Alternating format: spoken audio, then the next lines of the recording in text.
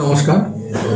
ত্রিপুরা সরকার তথা মাননীয় মুখ্যমন্ত্রীর আমাদের নেশামুক্ত ত্রিপুরা গড়ার যে আহ্বান এবং যে অভিযান, সে অভিযানের অঙ্গ হিসেবে আজকে আমবাসা থানার হাতে আবারও সাফল্য আসে। আমরা দু জায়গা থেকে গোপন সূত্রের খবর পেয়ে আমরা অভিযান চালাই। তো তাতে আমরা টোটাল দু জায়গা থেকে 6 পাউচ 6টা heroin brown sugar, suspected to brown sugar 6 packet এবং 20,000 ইয়াবা ট্যাবলেটস আমরা সিজ করতে পেরেছি।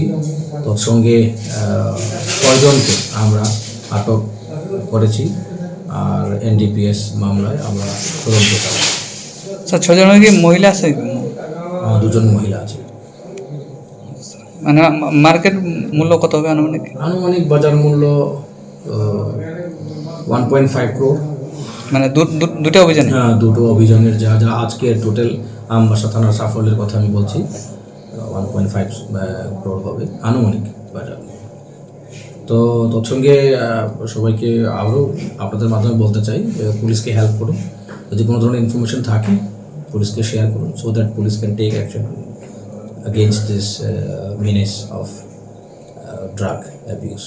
আমাদের সরকারেরও, আমাদের পুলিশ ডিপার্টমেন্টেরও সবারই একই উদ্দেশ্য, নেশার বিরুদ্ধে ক্র্যাকডাউন করা আর কি। Thank you.